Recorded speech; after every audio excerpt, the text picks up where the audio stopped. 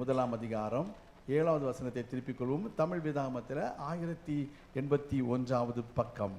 இக்கட்டு நாளிலே அரணான கோட்டை, தம்மை நம்புகிறவர்களை அவர் அறிந்திருக்கிறார். God is our fortress. God is our stronghold when you are in kind of distresses in your life. இங்கே அநேக வாலிப பிள்ளைகள் இருக்கிறதுனால தமிழ் இங்கிலீஷில் பேசி கொண்டிருக்கிறேன். கர்த்தருக்கு ஸ்தோத்திரம். அப்போ பாருங்கள், கடந்த நாட்களிலே we have been meditating about this. We started with the 7 kinds of distresses that may attack any spiritual person. Amen. ஆவிக்குரிய தேவனுடைய பிள்ளைகளை 7 விதங்களிலே இக்கட்டுகள் வருவதற்கு வாய்ப்புகள் உண்டு என்று நம்ம தியானித்தோம். முதலாவது எப்படி வருமா இக்கட்டு? எப்படி வரும்? சரீர பிரகாரமாக இக்கட்டு வரும். ஃபிசிக்கலி அந்த பவர் பாயிண்ட் கொஞ்சம் போடுங்களேன். அப்போ physically you may face some distresses in your life. Secondly, the people of God may face distresses in the form of political situations in your life. Thirdly, we meditated the distresses may come in your life in a material way, material or sudden losses, unexpected losses. Your business may not go well, or any kind of unexpected things may happen in your life, so that you will be facing a material distress in your life. நம்ம நினைக்கிறபடி நம்முடைய வியாபாரம் நல்லபடியாக போகாமல் இருக்கலாம். நம்ம நினைத்தபடி ஒரு இடத்துக்கு மூவ் பண்ணி அங்கே போய் நல்லா ஜாலியாக இருக்கலாம், சந்தோஷமாக இருக்கலாம், நல்லா சம்பாதிக்கலாம் அப்படின்னு போன இடத்துல அது காரியம் நடக்காமல் இருக்கலாம் இல்லையா? உதாரணம் என்ன சொன்னேன் போன வாரம்? உதாரணம் என்ன சொன்னோம்? நவோமி இல்லையா? நவோமியுடைய கணவன் என்ன செய்தார்? அந்த எலிமெலேக்கும் இந்த நவோமியும் அந்த 2 மகன்களும் எங்கே போனாங்க? பெத்தேலில் அவங்களுக்கு பஞ்சம் வந்த பொழுது நேராக புறப்பட்டு எங்கே போனாங்க? மோவாபுக்கு போனாங்க. மோவாபு போய் நல்லா ஜாலியாக இருக்கலாம் அப்படின்னு நினச்சாங்க. இது எப்படி?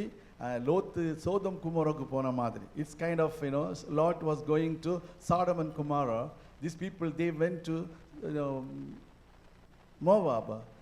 We always know that we need to seek the guidance of God. We need to seek God's guidance before we move. Amen. How many of you believe it? Amen. Many times we see things are going greenery and scenery and things are flourishing in other side of the shore. Immediately we want to jump and swim and go to the other shore. But when you see from the other shore to your previous shore, you will see that this shore is better than the new shore. Hallelujah. எப்படி? இக்கரைக்கு அக்கறை, இக்கரைக்கு அக்கறை. அது என்ன கரை அப்படின்னு கேட்குறீங்களா? ஆமென். என்ன கரையோ உங்கள் கரை தான், உங்களுக்கு தான் தெரியும். அப்படி இன்றைக்கு மனிதர்கள் போய் என்ன செய்ய சடன் லாஸஸ், அன்எக்ஸ்பெக்டட் லாஸஸ் அங்கே ஏற்பட்டது பார்க்கிறோம். 4வதாக, the distress may come in the form of a financial crisis in your life. You may have joblessness. You may have debts in your life. Debts are coming. How it is coming? Debts are coming because of you spending more than your income. When you see others, மற்றவர்களுடைய பொருட்களை பார்க்கும் பொழுது, அவர்களுடைய ஆடம்பரமான வாழ்க்கையை பார்க்கும் பொழுது நமக்கும் அப்படி வேணும். எங்க அத்தான் அந்த பக்கத்து வீட்டு அம்புஜா அக்கா பார்த்தீங்களா, ஒரு பெரிய ஒரு சோஃபா வாங்கி போட்டிருக்காங்க. அதில் உட்காந்துட்டு அப்படி ஒரு பட்டனை புஷ் பண்ணிங்கன்னு வச்சுக்கிங்களா, அது சுங்கன்னு எனக்கு அப்படி படுத்து கிடந்துட்டே நான் என்ன செய்ய முடியும்? அந்த டிவியை பார்க்க முடியும். ஒன்று வாங்கலாங்களாங்க அப்படின்னு சொல்லுவாங்க. அதில் ஒன்று அத்தான் சும்மா இருப்பாரா? உடனடியாக குதிச்சுடுவார். எப்படா மனைவி சொல்லுவாங்க நம்ம உடனே வாங்கி கொடுக்கணும் அப்படின்னு பட்ட நம்மளை மாதிரி உள்ள சில அத்தான்மார் இருப்பாங்க. அல்லேலூயா. ஆனால் எல்லா அத்தாமாரும் அப்படி கிடையாது. அவர்களுக்காக நான் கர்த்தருக்கு நன்றி செலுத்துகிறேன். வரலையா சொல்லுங்க. தங்களுடைய வருமானத்திற்கு ஏற்றபடி தான் அவங்க வாங்குவாங்க. நானும் வருமானத்துக்கு ஏற்றபடி தான் வாங்குவேன். அதனால் நான் சொன்ன உடனே குதிச்சிருவேன்னு நினைக்காதீங்க. வருமானத்திற்கு ஏற்றபடி நம்ம செலவு செய்யும் பொழுது கடன் நம்மை நெருங்குவதில்லை. அல்லேலூயா. நீங்கள் யாருக்கு வேண்டுமென்றாலும் அடிமையாகலாம், ஆனால் கடனுக்கு அடிமையாக கூடாது. ஹல்லேலூயா. வேதம் சொல்கிறது அன்பிற்கு மாத்திரம் தான் கடன் பட்டிருக்கிறோம். We don't need to be debtors except in love. Amen. The word of God is very clear. So you should not be spending your money more than your income, more than your resources what you receive. So you always have to think before you spend. Amen. Everybody is swiping their credit card and they are filling their credit card. Because of that, their credit scores are going down.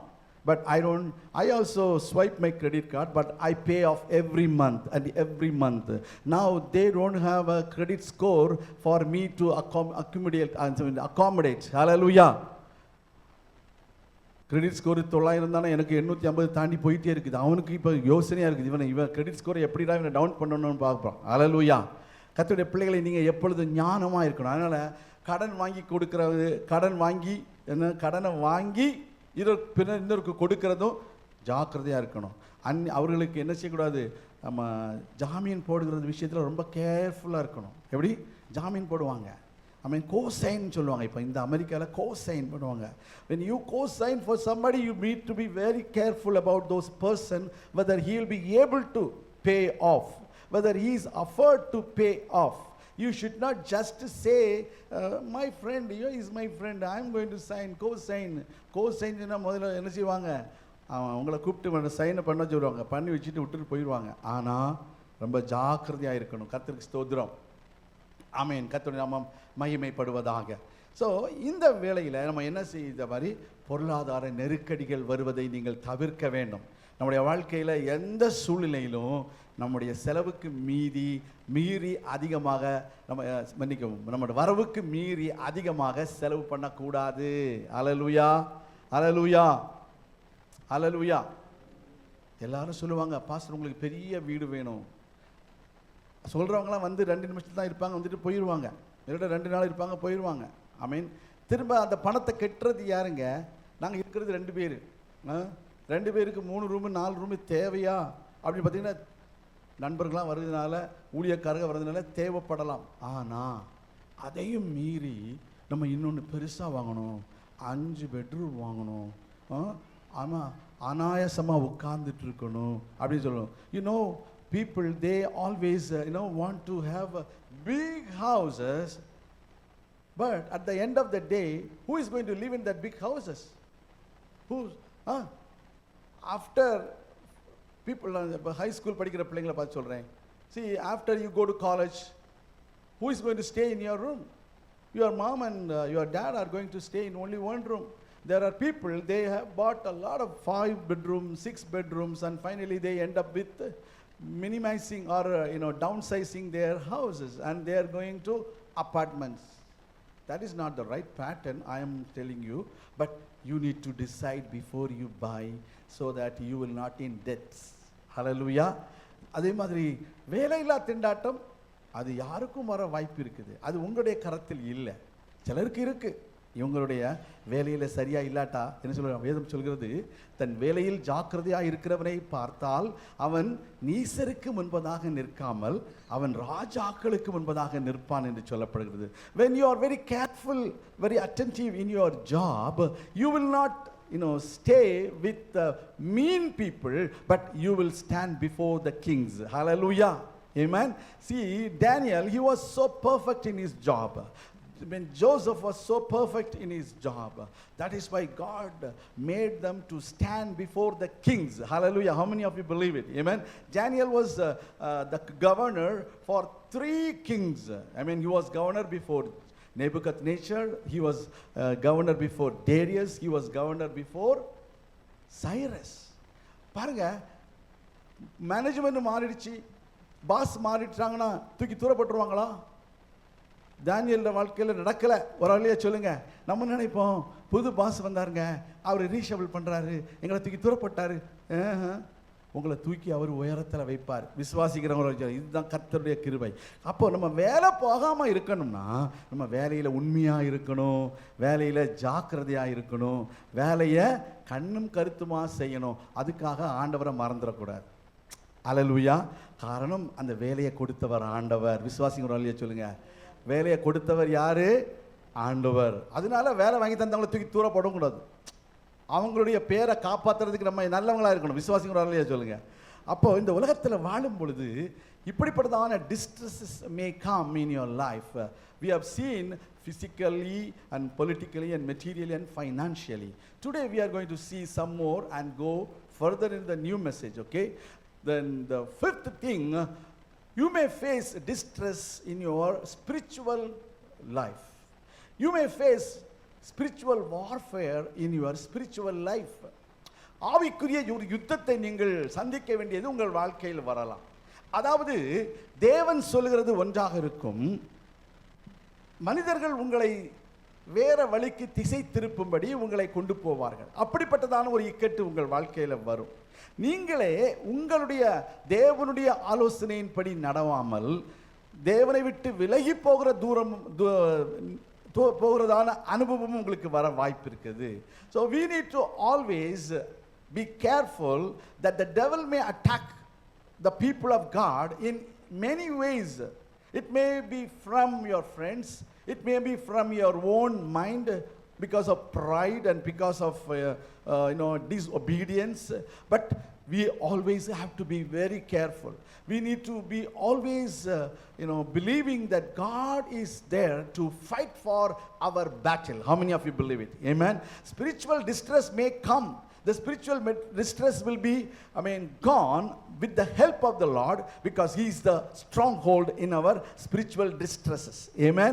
நம்முடைய ஆவிக்குரிய இக்கட்டு நாட்களிலே அவர் நமக்கு அரணான கோட்டையாக இருக்கிறார். எனவே நீங்க அவரை நம்பணும். because you are fighting for the sake of the Lord, you are fighting for the name of the Lord, you are fighting for the zeal that you have for God. That is why when you fight in the spiritual warfare, God is going to help you and he is going to give you victory. How many of you believe it? எத்தனை பேர் விசுவாசிக்கிறீங்க?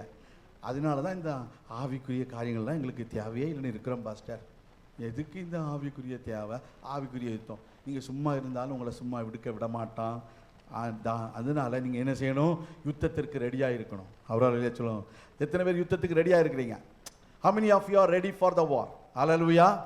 If you are not ready for the war, they will chase you out to be in the war. Hallelujah.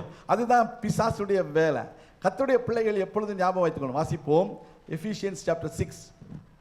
ஆமாம், எபேசியர் 6ஆம் அதிகாரம் 12வது வசனத்தை வாசிக்கும் பொழுது, ஏனெனில் மாம்சத்தோடும் இரத்தத்தோடும் அல்ல, துரைத்தனங்களோடும் அதிகாரங்களோடும் இப்பிரபஞ்சத்தின் அந்தகார லோகாதிபதிகளோடும் வான மண்டலங்களில் உள்ள பொல்லாத ஆவிகளின் சேனைகளோடும் நமக்கு போராட்டம் உண்டு. வெயிட் பண்ணுங்க. அப்ப வேதம் சொல்லுகிறது, for we do not wrestle against flesh and blood, but against principalities, against powers, against the rulers of the darkness of this age, against spiritual hosts of wickedness in the heavenly places. அப்போ நமக்கு யுத்தம் உண்டு என்று வேதம் சொல்லுகிறது. நமக்கு ஒரு போராட்டம் உண்டு என்று சொல்லப்படுது. இயேசு கிறிஸ்து சொன்னார், you will have tribulations in the world, but be of good cheer because I have overcome the world. Hallelujah. So you need to believe that the war may come, the wrestling may come, the whatever may be you mean in your mind, it may come, but our Lord God is with you to fight for you and to fight with you to against the war against you. Hallelujah. உங்களுக்கு விரோதமாக வருகிற போராட்டத்தை நீங்கள் ஜெயிக்கும்படிக்கு உங்களோடு நின்று உங்களுக்காக யுத்தம் பண்ணுகிற ஒரு தேவன் இருக்கிறார். எனவே தான் என்ன சொல்லப்படுகிறது பாருங்க. அடுத்த வசனத்தை வாசிக்கும் பொழுது 13வது வசனம், ஆகையால் தீங்கு நாளிலே அவைகளை நீங்கள் எதிர்க்கவும் சகலத்தையும் செய்து முடித்தவர்களாய் நிற்கவும் திராணி உள்ளவர்களாகும்படிக்கு. பாருங்க, தீங்கு நாள் வரப்போகுது. அந்த தீங்கு நாளில அவைகளை நீங்கள் என்ன செய்ய வேண்டும்? தீங்கு நாளில் என்ன செய்யணும்? சத்தமா எதிர்த்து நிற்க. ஐ திங்க் எல்லாருக்கும் ஆளுக்கு ஒரு மைக்கு கொடுத்தா தான் சத்தம் வெளியில வரும் போல. என்ன ஏங்க, சர்ச்சு முடிஞ்ச பிறகு எவ்வளவு சத்தம் வருது கொஞ்சம் யோசித்து பாருங்க. ஆண்டவருக்காக நான் எதிர்த்து நிற்பேன்னு சொல்றதுக்கு எத்தனை பேருக்கு பயமா இருக்குது? நம்ம பாட்டுக்கு வாயை திறந்துட்டு அவன் பிசாசு கேட்டுட்டு வந்து பின்னாலேயே வந்து தாக்க போனான் அப்படின்னு கர்த்தருடைய வார்த்தை சொல்கிறது. தீங்கு நாளில் நீங்கள் அவர்களை பார்த்து ஓடணும் அப்படின்னு போட்டிருக்கா எங்கேயாவது? எதிர்த்து நிற்க வேண்டும். ஹல்லேலூயா. விசுவாசிங்க ஒரு அல்லையா சொல்லுங்க, நான் எதிர்த்து நிற்பேன். பக்கத்தில் பார்த்து சொல்லுங்க. சரியா சொன்னாங்களா? பக்கத்தில் பார்த்து என்கிட்ட சொல்லுங்க, சரியா சொன்னாங்களா இவங்கெல்லாம்? தீங்கு நாளில் அவைகளை நீங்கள் எதிர்க்கவும் சகலத்தையும் செய்து முடித்தவர்களாய் நிற்கவும். It is not Somebody else is going to accomplish everything. It is you who is going to accomplish everything. I mean, the word of God says, see, the word of God says, you may be able to withstand it in the evil day. English சரியா இல்லையா? You may to withstand என்ன அர்த்தம்? Withstand என்ன அர்த்தம்? எப்படியா சகிச்சுக்கிறேன் அப்படின்னு இல்லை. We have to oppose. We have to stand against. Amen. In the evil day, having done all to stand. சகலத்தையும் செய்து முடித்தவர்களாக நீங்கள் இருக்கும்படிக்கு திராணி உள்ளவர்களாக இருக்கணும். ஹல்லேலூயா. திராணி. You need to take up the whole armor of God and put on the whole armor of God upon you. Hallelujah. அப்போ சகலத்தையும் செய்து முடிக்க வேண்டுமானால் என்ன செய்யணும்? தேவனுடைய சர்வாயுத வர்க்கத்தை நாம் அணிந்து கொள்ள வேண்டும். அணிந்து கொள்ள வேண்டும். பார்த்தீங்களா, இந்த பெரிய கோட்டெல்லாம் போட்ட உடனே ஆள் எவ்வளோ பெரிய ஆளாக தெரியுது. ஆனால் இந்த கோட்டெல்லாம் கலத்தின பிறகு நீங்கள் இந்த விபிஎஸ்க்கு வந்த வீடியோஸை கொஞ்சம் போய் பார்த்து பாருங்கள். நான் எவ்வளோ நல்ல மெலிஞ்சு போய் அழகாக ஸ்லிம்மாக இருக்கேன்னு உங்களுக்கு தெரியும். ஒரு அலையில் சொல்லுவோமா? அதே மாதிரி தான் நீங்கள் அந்த சர்வாயுத வர்க்கத்தை போட்ட உடனடியே பிசாசு உங்களை காட்டு பயப்படுவான். நீங்கள் ஈக்கிள் சாண்டோஸாக இருக்கீங்களா, நீங்கள் எப்படி ஒலிக்குச்சியாக இருக்கிறீங்களா என்னான்னு அவனுக்கு அப்போ தான் தெரியாது. ஆனால் நீங்கள் சர்வாயுத வர்க்கத்தை நீங்கள் அணிந்து கொள்ளாவிட்டால் அவங்களை எளிதாக என்ன செய்துவான்? ஜெயித்து விடுவான். விசுவாசிக்கிறோம் இல்லையா சொல்லுங்கள். ஆனால் நீங்கள் என்ன செய்யணும்? இந்த சர்வாயுத வர்க்கத்தை தரித்து கொள்ள வேண்டும். அப்படித்தான் ஆண்டவர் உங்களுக்கு ஸ்ட்ராங் ஹோல்டாக இருக்க முடியும். நம்முடைய வாழ்க்கையில் நம்ம சும்மாவே பேசிகிட்டே இருக்கக்கூடாது. பிசாசுடைய பிரச்சனையை பற்றி பேசக்கூடாது. முதலாவது ஆண்டவர் உங்களுக்கு வைத்திருக்கிற வெற்றியை பற்றி பேசணும். விசுவாசிங்க இல்லையா சொல்லுங்க. Because we know the end of the game. How many of you know the end of the game? The end of the game is victory for people of God. How many of you believe it? I mean, the end of the game is defeat for the enemy. Hallelujah. So you always have to take up that end of the game, the result of the game, as in your mind, so that you can stand against every evil forces which are working against God's people. அதுதான் இந்த spiritual warfare. உங்களுக்கு தெரியுமே. இப்போ இந்த spiritual warfare ஏன் எப்படி வந்தது உங்களுக்கு தெரியும். ஒரு ஆண்டவர் ஒரு பிசாசு பிடித்த ஒரு மனிதனை துரத்துவார். அப்போ அந்த துரத்தும் பொழுது அவனிடத்தில் இருந்தது ஆயிரக்கணக்கான பிசாசுகள் இருந்தது. அந்த பிசாசுகளை துரத்தும் பொழுது எங்களை தயவு செய்து இந்த பண்டிகளுக்குள்ளே விட்டுருங்கன்னு சொல்லணும். அந்த பிசாசு அந்த பண்டிகளெல்லாம் என்ன செய்யும்? அந்த பிசாசு அந்த மனுஷன் ஒரு மனுஷனிடத்தில் இருந்த கிட்டத்தட்ட 2000 பிசாசு அவனை விட்டு வெளியில் வந்துருச்சான். ஒரு மனுஷனுக்குள்ளே 2000 பிசாசு இருக்க முடியுமா அப்படின்னு நீங்கள் கேட்குறீங்களா? பைபிளில் சொல்லப்பட்டது அது உண்மை. இன்றைக்கும் அநேக மக்கள் எத்தனை பிசாசு இருக்குன்னு எண்ணிக்கிட்டு இருக்காதீங்க. பிசாசு ஒரு பிசாசு இருந்தால் சரி, 1,00,000 பிசாசு இருந்தாலும் சரி, எல்லாத்தையும் ஆண்டவர் ஜெயிக்க வல்லவர். இந்த மனுஷனிடத்தில் கிட்டத்தட்ட 6000 பிசாசு இருந்திருக்க முடியும். அதனால தான் அவன் சொல்கிறான், நான் ஒருவன் இல்லை, நாங்கள் ஒரு Legion. I am not one person, I am a legion. I am a legion means how many soldiers in a legion? 6,000. Thank you, ma. அப்போ 6,000 soldiers in a Roman legion. நீங்கள் அப்போஸ்தலர் நடவடிக்கைகள் படிக்கும் பொழுது இதை படிச்சிருக்கலாம். நீங்கள் அது இப்போ உங்களுக்கு தெரியாமல் இருக்கும், மறந்து போச்சுன்னா யூடியூப்பில் அந்த ரீகேப் பாருங்கள். கர்த்தருக்கு ஸ்தோத்திரம். அப்போ அந்த பிசாசு அங்கே இருந்த 6000 பிசாசு இருந்திருக்குது அவனுக்குள்ளால. ஆனால் அங்கே 2000 பண்டிகள் தான் இருந்தது. அந்த பண்டிகளுக்குள்ளே ஆண்டவர் அனுப்புகிறாரு. அந்த பண்டிகளெல்லாம் என்ன செய்யுது? நேராக அந்த கடலுக்குள்ளே போய் மாண்டு கொண்டு செத்தது. இன்றைக்கு கர்த்தருடைய பிள்ளைகளே, உங்களுக்கு எதிராக வருகிறதான அந்த பிசாசுகளை ஆண்டவர் வேற எங்கேயாவது அனுப்புவார். நஷ்டம் எங்கேயாவது வரும். நீங்கள் அறிந்து கொள்ளுங்கள். நாங்கள் இதை பற்றி நிறைய சொல்ல முடியும், பட் ஆனால் நேரம் எனக்குரியதாக இருப்பதனால நான் வேகமாய் போகிறேன். ஆறாவதாக, you may face distress emotionally. Today என்னைக்கு முதல்ல என்ன படித்தோம்? Spiritual distress. நான் ரெண்டாவது என்னது? எமோஷனல். எமோஷனல் என்னது? The devil brings distresses in your life or depression in your life. உங்கள் வாழ்க்கையில் பிசாசு என்ன கொண்டு வருவான்? அநேக இக்கட்டுகளை கொண்டு வருவான், அநேக மன சோர்வுகளை கொண்டு வருவான். எலியா பற்றி நம்ம படித்தோம் அன்னைக்கு. அருமையான சகோதரன் ஸ்டீஃபன் புதன்கிழமை மீட்டிங் ரொம்ப நல்லபடியாக இருந்தது, அருமையாக இருந்தது. அநேக தேவனுடைய பிள்ளைகள் வந்து ஆசீர்வாதம் பெற்றாங்க. முந்தா நாள் வெள்ளிக்கிழமை இரவு ஜெபத்தில் அருமையான மகள் சிந்தியா அந்த செய்தியை பகிர்ந்து கொண்டார்கள், ஏலியாவை பற்றி. நீ போக வேண்டிய தூரம் வெகு தூரம் என்று சொல்லி. அப்போ அந்த எலியா தேவ மனுஷன்தான். கர்மேல் பர்வதத்தில் அங்கே யெகோவா தேவனே தெய்வம் என்று அவன் அங்கே விளங்க பண்ணின பின்பு அவனுடைய உள்ளத்தில் ஒரு சோர்வு வருகிறது. You need to understand that the emotional distress may come to anyone. It is not, no one is exceptional for this emotional distress in your life. அப்போ இந்த இடத்துல பாருங்க, அந்த சூழ்நிலையில் அவன் என்ன செய்கிறான், அவன் நேரடியாக நம்ம அது விளக்கமாக படித்தோம். But whatever it may be, what I am trying to say, the emotional distress came because of the fear that he had for Jezebel. Hallelujah. ஏசபேலை குறித்ததான பயம் அவனை வாட்டினதுனால அவன் என்ன செய்தான், அவன் அங்கே கலங்கி திகைத்து நின்றதை நாம் பார்க்கிறோம். அதை குறித்து நம்ம 1 ராஜாக்கள் 19வது அதிகாரத்தில் வாசிக்க முடிகிறது. ஏசபேல் சொல்கிறான், நாளைக்கு 24 மணி நேரத்துக்குள்ளதாக உன்னையும் உன்னோடு கூட இருக்கிற எல்லா தீர்க்கதரிசிகளையும் கொன்னுடுவேன்னு சொல்லலாம். ஆனால் அங்கே இருந்து யார், ஒரே ஒரு ஆள் தான்.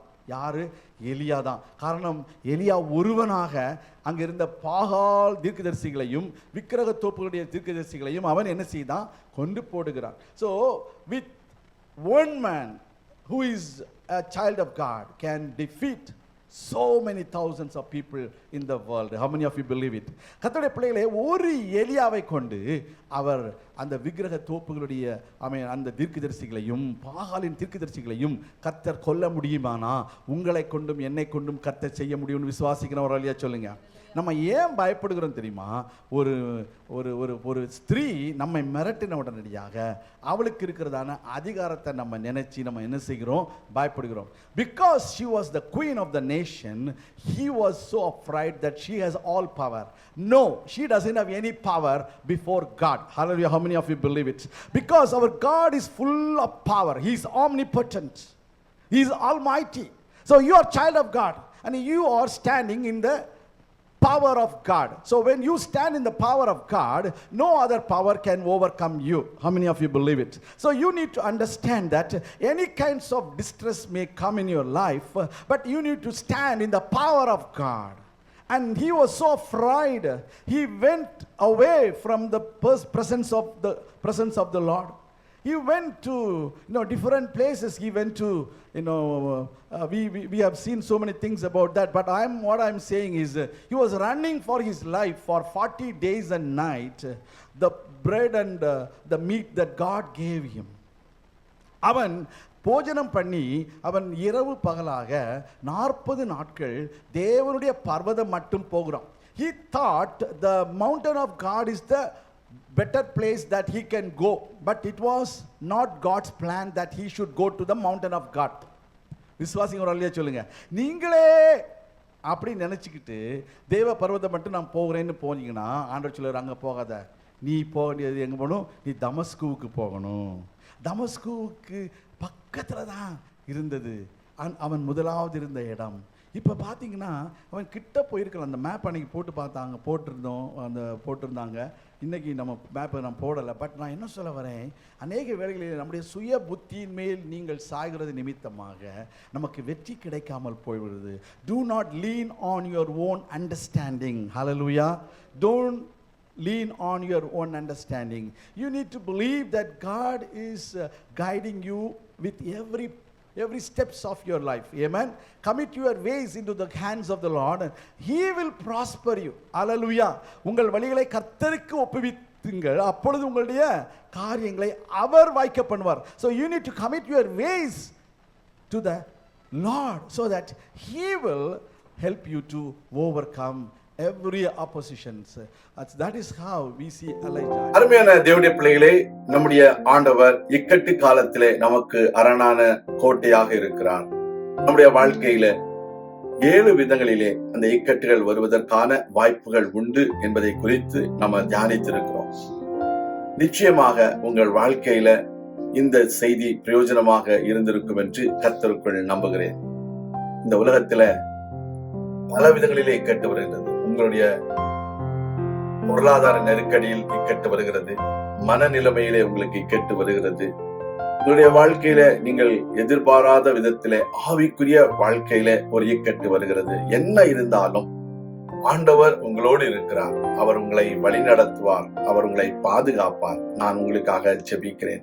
எங்கள் அன்பின் பரலோக பிதாவே, இப்படிய பிள்ளைகளுடைய வாழ்க்கையில எப்பேற்பட்டதான இக்கட்டுகள் வந்தாலும் அந்த இக்கட்டுகளை நீர் மாற்றி அவர்களுக்கு நீர் அரணான கோட்டையாக இருந்து அவர்களை வழி நடத்தும்படியாய் நாங்கள் ஜெபிக்கிறோம். பொருளாதார நெருக்கடிகள் வரலாம், வேலையில்லா திண்டாட்டங்கள் வரலாம், ஆவிக்குரிய சோர்வுகள் வரலாம், மன சோர்வுகள் வரலாம். எல்லாவற்றிலும் பிள்ளைகளோடு கூட நீர் இருந்து அவர்களை ஆசீர்வதித்து அவர்களை உற்சாகப்படுத்தும் பெரிய காரியங்களை செய்திடணும். இயேசு கிறிஸ்துவின் நாமத்தில் ஜெபிக்கிறோம் எங்கள் நல்ல பிதாவே, ஆமேன். கர்த்தர் தாமே உங்களை ஆசீர்வதிப்பாராக. ஆமேன்.